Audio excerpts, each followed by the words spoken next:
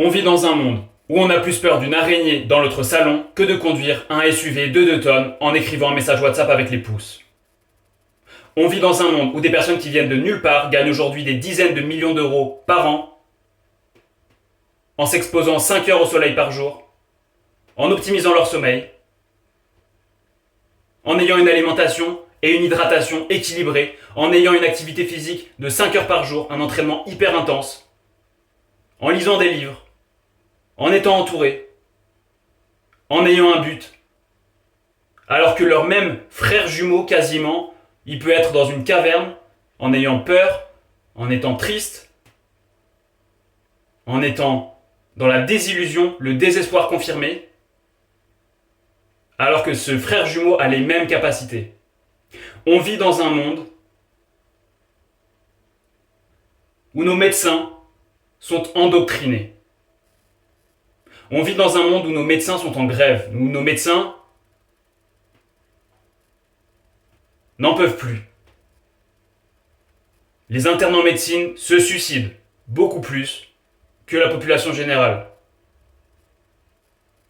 On vit dans un monde où les médecins à qui il reste de l'esprit critique se font malheureusement, et ce n'est pas de leur faute, de plus en plus rares. Et on vit pourtant dans un monde où tout est possible. On vit dans un monde où l'Organisation mondiale de la santé, alors que le Cristiano Ronaldo dont je parlais, il s'expose au soleil 5 heures par jour, l'Organisation mondiale de la santé vous dit d'être par jour moins de 15 minutes à la lumière naturelle ou au soleil, et en prenant en compte uniquement comme objectif la vitamine D. Et elle vous dit, supplémentez-vous en vitamine D, alors que la vitamine D ça vient de la peau.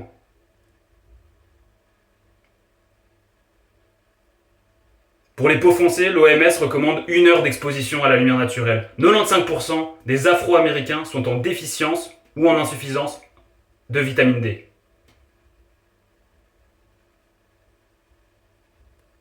L'Organisation mondiale de la santé recommande 75 minutes, 75 minutes d'activité physique intense par semaine.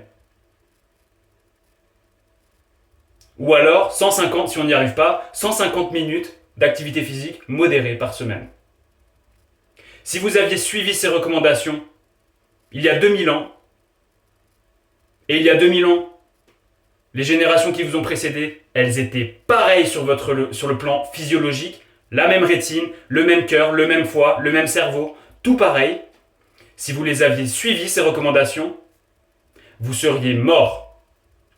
Cette vidéo n'est pas négative, cette vidéo, c'est pour dire aux gens qui sont dans la caverne, qui sont dans le désespoir confirmé, que l'électrochoc, il ne viendra pas de l'OMS, que la raison de leur mauvaise santé, la raison de leur mauvaise performance, c'est pas leur voisine, c'est pas l'OMS, c'est pas le gouvernement, c'est eux. Vous pouvez le faire, naturellement. Lumière naturelle, obscurité, qui donne les rythmes naturels. Alimentation, hydratation, activité physique et mentale, amour, principe directeur.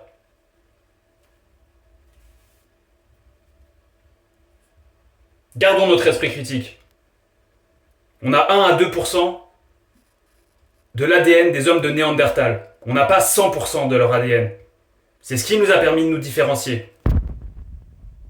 Alors restons différents des hommes de Néandertal, ou alors on va se faire avoir par une prochaine espèce. Et vous savez comment elle s'appelle.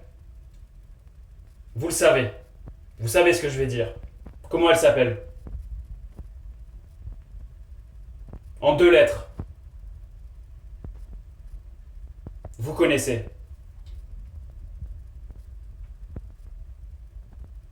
Croyez en vous, s'il vous plaît. Ne croyez pas que la science. Croyez en votre bon sens, en votre cortex préfrontal. Merci.